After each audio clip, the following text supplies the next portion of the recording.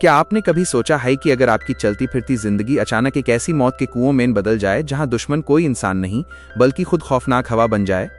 एक ऐसी हवा जिसमें कोई आम झोंका नहीं बल्कि खून के प्यासे इनविजिबल ब्लेड्स यानी ना दिखने वाले तेज भेदक भेदभाव के बिना सबको काटने वाले ब्लेड चल रहे हों, जो इंसान को पलक झपकते ही बीच से 2 टुकड़ों में काटकर रख देते हैं।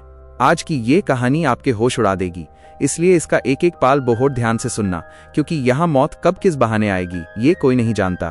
कहानी की शुरुआत होती है एक सुनहरे रास्ते से, जहाँ स्कूल की 2 बसेस तेजी से आज बात रही हैं। इन बसेस के अंदर स्कूल की बहुत सारी लड़कियां बैठी हैं जो बेहद खुश हैं, आपस में जोर जोर से हंस रही हैं, बातें कर रही हैं और इस पूरे सफर को एंजॉय कर रही हैं। लेकिन उन्हीं लड़कियों के बीच बैठी है हमारी मेन कैरेक्टर यानी ईशा। ईशा दिखने में बहुत ही भोली और शांत लड़की है। कई लोग कहते हैं इनकी आम दिखने वाले लोग ही सबसे अलग होते हैं। जब बस के बाकी सभी लोग मस्ती करने में बिजी हैं, तब ईशा एक कोने में बैठकर चुपचाप अपनी नोटबुक में कुछ लिखने में मगन है।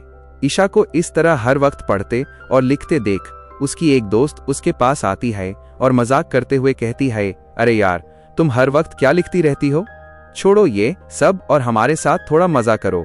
ये बोलकर वो मस्ती मस्ती में ईशा के हाथ से उसकी नोटबुक छीन लेती है। उसी अचानक हुई झड़प में ईशा के हाथ से उसका पेन छूट जाता है और वो सीधे बस के फ्लोर पर नीचे गिर जाता है। ईशा अस गिरे हुए पेन को उठाने के लिए जैसे ही नीचे फ्लोर की तरफ झुकती है, ठीक उसी पाल बाहर कुछ अजीब और बेहद खौफनाक होता है। अचानक हवा में एक इतना तेज और भयानक झोंका आता है जिसे देख पाना किसी के लिए भी नामुमकिन था। यह कोई आम हवा नहीं थी, बल्कि इस हवा के साथ चल रहे धारदार इनविजिबल ब्लेड्स, जो हवा के साथ बहने वाले ना दिखने वाले चाकुओं की तरह थे। ये इनविजिबल ब्लेड्स इतने ज्यादा खतरनाक थे कि पलक झपकते ही इन्होंने दोनों चलती हुए बसेस को बीच से काट कर 2 टुकड़ों में अलग कर दिया। और सिर्फ बस ही नहीं, उसके अंदर बैठी ईशा की सारी दोस्तों के जिस्म भी अन्ना दिखने वाले ब्लेड्स की लपेट में आकर बीच से कट जाते हैं। पूरी बस में चारों तरफ सिर्फ चीखें गूंजने लगती हैं और खून की नदियां बहने लगती हैं। जैसे ही ईशा अपना पेन फ्लोर से उठाकर ऊपर की तरफ देखती है, उसके होश उड़ जाते हैं। जो दोस्त अभी 1 सेकंड पहले उसके साथ हंस रहे थे, उनकी लाशें उसके सामने 2 हिस्सों में कटी पड़ी थीं। ईशा इस मौत के नज़ारे से सिर्फ इसलिए बच गई क्योंकि वो पेन उठाने के लिए बिल्कुल सही वक्त पर नीचे झुक गई थी और वो इनविजिबल ब्लेड्स उसके सिर के ऊपर से निकल गए। इस भयानक मंजर को अपनी आंखों के सामने देखकर ईशा डर के मारे चिल्लाने लगती है। उसका जिस्म कांप रहा होता है और वो बिना एक पाल गवाए तुरंत यूएस मौत की बस के दरवाजे की तरफ भागती है। जल्दी जल्दी दरवाजा खोलती है और बाहर निकलकर सुनसान सड़क पर आज की तरफ तेजी से दौड़ना शुरू कर देती है। उसका दिल जोर जोर से धड़क रहा है, उसकी सांसें फूल रही हैं और हवा में चलने वाले वो खूनी इनविजिबल ब्लेड्स भी उसके पीछे पीछे बाध रहे थे। भागते भागते उस रास्ते पर आज चालकर 4 और स्कूल की लड़कियां खड़ी दिखाई देती हैं। ईशा उन्हें देखते ही पूरी ताकत से चिल्लाती है, एस्टरिस्क नीचे झुको, सब के सब जल्दी नीचे झुको। लेकिन अफसोस अन लड़कियों को संभालने का मौका तक नहीं मिलता। वो तेज हवा और उसके साथ चलने वाले इनविजिबल ब्लेड्स अन चारों को भी एक झटके में काटकर निकल जाते हैं। ईशा बस उनमें से एक लड़की को तेजी से हाथ से खींचकर नीचे झुका देती है और किसी तरह यूज अन न दिखने वाले तीखोनों से बचा लेती है। पर मौत का ये खेल यहाँ नहीं रुकता। तभी सामने से कुछ और लड़कियां साइकिल चलाकर ए रही होती हैं। ईशा और वो बची हुई लड़की उन्हें भी दूर से चिल्लाकर वार्न करती हैं, पर वो खौफनाक इनविजिबल ब्लेड्स अन सभी साइकिलिस्ट्स को और ईशा के साथ बची हुई यूएस आखिरी लड़की को भी मौत के घाट उतर डीट हैं। अब फ्लैट ईशा बिल्कुल अकेली रह गई है। डर से उसका पूरा जिस्म बुरी तरह कांप रहा है। वो जान बचाने के लिए दौड़ते दौड़ते एक नदी के किनारे पहुंचती है, पर वहां का नजारा देखकर उसकी रूह कांप जाती है। नदी के पानी में पहले से ही दर्जनों लड़कियों की लाशें बह रही थी, जिन्हें उन्हीं अदृश्य और तेज ब्लेड्स ने अपना शिकार बनाया था। ईशा को समझ आता है कि उसकी खुद की यूनिफॉर्म पर भी खून के धब्बे लग चुके हैं और मौत लगातार उसके पीछे पड़ी है। इसलिए वो बिना वक्त गवाए पास में पड़ी एक लाश के कपड़े निकलती है, जो एक अलग स्कूल की साफ सुथरी यूनिफॉर्म थी, और खुद को छुपाने के लिए जल्दी से अपने कपड़े बदल लेती है। कपड़े बदलकर कई लोगों की नज़रों से बचकर जब ईशा आज चलती है, तो वो एक अनजान स्कूल के बेड से कैंपस के अंदर दाखिल होती है। वहां हर तरफ बहुत सारी लड़कियां घूम रही हैं, जिन्होंने बिल्कुल वही कपड़े पहने हैं जो ईशा ने अभी अभी बदले हैं। ईशा एकदम सन है, उसका दिमाग काम नहीं कर रहा कि वो इस नए स्कूल में आखिर कैसे आई और ये लड़कियां कौन हैं। तभी यूएस भीम के बीच में से एक लड़की दौड़ती हुई आती है और ईशा को कास कर गेल लगा लेती है। वो फिक्र करते हुए पूछती है, एस्टरिस्क ईशा, तुम ठीक तो हो ना? कहाँ चली गई थी तुम? ये लड़की कोई और नहीं बल्कि इस नई जगह पर ईशा की सबसे पक्की दोस्त रिया है। लेकिन ईशा अभी भी इतने बाढ़ सदमे में है कि वो रिया के चेहरे को देखती है और बहुत ही डर हुए लहजे में पूछती है, क्या तुम सच में मेरी सबसे अच्छी दोस्त रिया हो? क्योंकि ईशा का दिमाग ये समझ ही नहीं पा रहा है कि जो दोस्त अभी कुछ देर पहले उसके सामने तादाब कर मर चुके हैं वो यहाँ जिंदा कैसे हैं और आखिर उसके साथ चाल क्या रहा है। रिया ईशा का हाथ पकड़ती है और उस संभालना शुरू करती है क्योंकि उस लगता है कि ईशा बस थोड़ा थक गई है। रिया को अभी तक कुछ भी नहीं पता कि बाहर क्या क़यामत टूट चुकी है। ईशा अभी भी डर के मारे कांप रही होती है और उसकी सांसें अब भी फूली हुई है। रिया उससे पूछती है, ईशा तुम इतना ज्यादा घबराई हुई क्यों हो और तुम्हारा जिस्म इस तरह क्यों कांप रहा है? मुझे बताओ क्या हुआ है तुम्हें? ईशा अपनी फूली हुई सांसों को रोकते हुए रोते रिया को सब बताती है। वो बताती है कि कैसे हवा के साथ चलने वाले इनविजिबल ब्लेड्स ने उनकी चलती हुई बस को बीच से काट दिया और उसके पूरे स्कूल की सारी लड़कियां पलक झपकते ही मौत के घाट उतर गईं। यह ऐसी अजीब और खौफनाक बात थी जिसे सुनकर कोई भी इंसान यकीन नहीं करता। रिया को भी लगता है कि ईशा शायद कोई बहुत बुरा ख्वाब देखकर डर गई है। ईशा का डर दूर करने के लिए रिया यूं तेजी से एक बड़ी सी खिड़की के पास ले जाती है। वो खिड़की खोलती है और ईशा का हाथ पकड़कर खिड़की से बाहर निकल देती है और बहुत ही प्यार से कहती है, ये देखो ईशा, बाहर सिर्फ एक आम और ठंडी हवा चल रही है और कुछ नहीं। यहाँ कोई ब्लेड नहीं है, तुम बिल्कुल सेफ हो। बाहर की यूएस आम हवा को महसूस करके ईशा के दिल को थोड़ी शांति मिलती है। उस लगने लगता है कि हां, शायद वो वैसे ही डर गई थी और जो कुछ भी उसने देखा वो सिर्फ उसके दिमाग का एक बुरा ख्वाब ही था। इसके बाद रिया अपनी 2 और सहेलियों को बुलाती है। ये चारों सहेलियां मिलकर एक प्लान बनाती हैं कि क्यों ना आज का लेक्चर छोड़कर क्लास बंक की जाए और कहीं बाहर घूमने चला जाए। जैसे ही ये चारों चुपके से कॉरिडोर से होते हुए बाहर निकलने की कोशिश करती हैं, तभी सामने से उनकी एक लेडी टीचर ए जाती है। टीचर को सामने देखकर ये चारों डर जाती हैं और पकड़े जाने के डर से तुरंत दूसरी तरफ तेजी से भाग निकलती हैं। भागते भागते ये चारों स्कूल के कैंपस से बाहर एक सुंदर और शांत झील के किनारे पहुंच जाती हैं। वहां बैठकर रिया बाकी दोनों दोस्तों को भी ईशा के अस डरावने ख्वाब के बारे में बताती है। ये सुनकर उनमें से एक दोस्त सीरियस हो जाती है और एक अजीब बात कहती है। वो कहती है, हो सकता है ईशा जो कह रही है वो सच हो। तुमने कभी मिरर वर्ल्ड यानी एक दूसरी ऐसी दुनिया के बारे में सुना है जो हमारी दुनिया से बिल्कुल उल्टा काम करती है?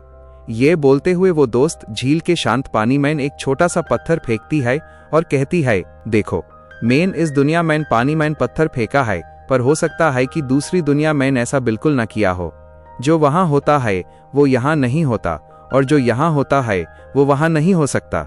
अभी उसकी ये अजीब बात चल ही रही थी कि अचानक यूएस झील का शांत पानी तेजी से हिलने लगता है और इससे पहले कि कोई कुछ समझ पाता, तभी उन्हें यूएस झील के पास रास्ते पर एक बड़ा सा बेड लगाया हुआ दिखता है जिस पर पिलोज रखे होते हैं। अपने डर को भुलाने के लिए ये चारों सहेलियां उन पिलोज को उठाती हैं और बच्चों की तरह एक दूसरे को मार मार कर खेलना शुरू कर देती हैं। वो सब बहुत खुश हैं और जोर जोर से हंस रही हैं, लेकिन उन्हें नहीं पता था कि दूर झड़ियों के पीछे से 2 अजीब लड़कियां उन्हें लगातार नोटिस कर रही हैं। उन दोनों लड़कियों में से एक लड़की ने एकदम सफेद शादी का जोड़ा पहना हुआ है, यानी वो एक दुल्हन बनी हुई है। पता चलता है कि उन दोनों ने आपस में ही शादी कर ली थी और वो यहाँ घूम रही हैं। खेलते खेलते उनकी एक सहेली अचानक रुकती है और एक बहुत ही ध्यान देने वाली बात कहती है, अगर हमें इस अजीब किस्मत के चक्रव्यूह से बाहर निकलना है तो हमें इस दुनिया में कुछ ऐसा करना होगा जो इम्पॉसिबल हो। हमारी किस्मत पहले से लिखी जा चुकी है, पर हम अपनी मेहनत और हौसले से उस बदल भी सकते हैं। उसकी ये बात ईशा के दिमाग में घर कर जाती है। कुछ देर घूमने के बाद यह सभी लड़कियां वापस अपने स्कूल आती हैं और अगला लेक्चर अटेंड करने के लिए चुपचाप अपनी क्लास में बैठ जाती हैं। ईशा भाले ही अपनी सीट पर बैठती है तो वो देखती है कि उसकी बेंच के ठीक नीचे वही झील वाला पिलो पड़ा हुआ है। ईशा सोचती है कि ये पिलो यहाँ कैसे आया। वो उस पिलो को उठाने के लिए जैसे ही अपनी सीट से नीचे फ्लोर की तरफ झुकती है, ठीक उसी सेकंड पूरी क्लास में मौत का तांडव शुरू हो जाता है। क्लास में खड़ी उनकी लेडी टीचर अचानक अपनी सारी हदें पार कर देती है। वो अपने कपड़ों के अंदर से एक बड़ी सी गुण निकलती है और बिना सोचे समझे पूरी क्लास के बच्चों पर अंधाधुंध फायरिंग शुरू कर देती है। गोलियां चलने की धड़धार आवाज से पूरा स्कूल गूंज उठता है। ईशा जैसे हाई पिलो हाथ में लेकर फ्लोर से ऊपर उठती है, सामने का नज़ारा देखकर उसके पत्ते कांप जाते हैं। क्लास की एक एक लड़की गोली लगने से मौत के घाट उतर चुकी थी और हर तरफ सिर्फ लाशें और खून बिखरा हुआ है। ईशा एक बार फिर सिर्फ इसलिए बच गई क्योंकि वो सही वक्त पर पिलो उठाने के लिए नीचे झुक गई थी। टीचर का चेहरा गुस्से से लाल होता है।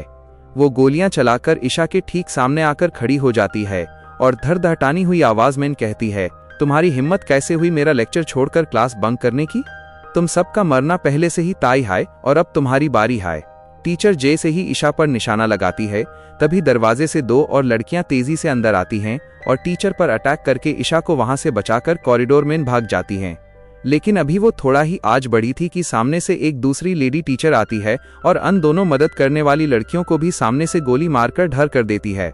फ्लैट स्कूल के अंदर हाहाकार मच चुका है।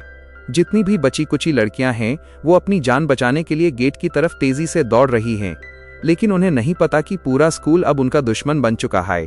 स्कूल के सारे टीचर्स बालकनीज पर और खिड़कियों पर खड़े होकर अनमासूम लड़कियों पर ऊपर से लगातार फायरिंग कर रहे हैं। ईशा उन सभी लड़कियों के साथ किसी तरह बचते बचते दौड़ती है और जैसे ही वो सब लोग स्कूल के मेन गेट से बाहर निकलते हैं तभी अचानक बाहर वही सबसे पहले वाला खौफनाक मंजर दोबारा शुरू हो जाता है। हवा में फिर से वही तेज और धारदार इनविजिबल ब्लेड्स चलने लगते हैं। वो ना दिखने वाले ब्लेड स्कूल से भागकर बाहर आने वाली अन सारी की सारी लड़कियों को एक ही झटके में बीच से काटकर राख देते हैं। एक बार फिर हर तरफ सिर्फ लाशें गिर जाती हैं और ईशा यूएस खूनी मंजर के बीच बिल्कुल अकेली सेफ बचती है। ईशा अब बुरी तरह टूट चुकी है। वो रोती है, चिल्लाती है और पागलों की तरह रास्ते पर दौड़ना शुरू कर देती है। वो भागते भागते एक बहुत हाई क्राउडेड एरिया यानी भीड़ भाड़ वाले इलाके में पहुंचती है जहां लोग घूम रहे हैं। सामने एक पुलिस स्टेशन दिखता है। वो डर से हाँपते हुए सीधे पुलिस स्टेशन के अंदर दाखिल होती है और वहां खड़ी एक लेडी पुलिस ऑफिसर को रोते हुए सब बताने लगती है कि कैसे उसके स्कूल के टीचर्स और हवा में चलने वाले ब्लेड्स सबको मार रहे हैं। उसकी ये पागलों जैसी बातें सुनकर लेडी पुलिस ऑफिसर उसकी तरफ देखती है। तभी वो लेडी पुलिस ऑफिसर ईशा के ठीक सामने एक बड़ा सा आईना लाकर रख देती है। ईशा जैसे आईने में खुद का चेहरा देखती है, उसके पैरों टेल जमीन खिसक जाती है। आईने में दिखने वाली लड़की कोई और थी। उसका रूप, उसकी शक्ल और उसके कपड़े पूरी तरह बदल चुके थे। इतना ही नहीं, पुलिस स्टेशन के अंदर और बाहर खड़े लोग ईशा के नाम से नहीं बल्कि किसी अलग ही नाम से पुकार रहे थे और उस शादी की बढ़ाइयां दे रहे थे। वो lady police officer AB Isha को लेकर सीधे एक बड़ी सी चर्च में पहुंचती है। ईशा जैसे ही चर्च के अंदर आती है तो वो सामने देखकर ढंग रह जाती है। वहां पर उसकी वही पुरानी स्कूल वाली बेस्ट फ्रेंड पहले से मौजूद होती है। ईशा बिल्कुल हैरान होकर उससे पूछती है कि ये सब क्या चल रहा है, मेरे कपड़े और मेरी शक्ल इस तरह कैसे बदल गई। तब उसकी दोस्त यूज शांत करती है और धीमे से कहती है, ईशा अभी बिल्कुल खामोश रहो, हम दोनों अभी किसी के कंट्रोल में हैं, इसलिए जैसा मैं कहती जा रही हूं बस चुपचाप वैसा ही करती जाओ। ये बोलकर वो ईशा को ब्राइडल ड्रेस पहनती है और उस शादी की रस्म के लिए आज भेज देती है। ईशा जैसे ही अपनी शादी के लिए मेन स्टेज की तरफ आज बढ़ती है तो वहां खड़ी बाकी सारी लड़कियां अचानक उसको देखकर उसका मजाक उड़ाना शुरू कर देती हैं। ये देखकर ईशा की बेस्ट फ्रेंड को बहुत गुस्सा आता है और वो अपनी दोस्ती निभाने के लिए एक एक करके मजाक उड़ाने वाली सारी लड़कियों को वहां जान से मारना शुरू कर देती है।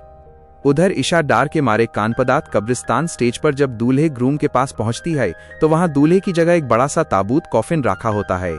जैसे हाईस ताबूत को खोला जाता है, उसके अंदर से एक बहुत ही भयानक और अजीब सा बड़ा पिग सुअर बाहर निकलता है।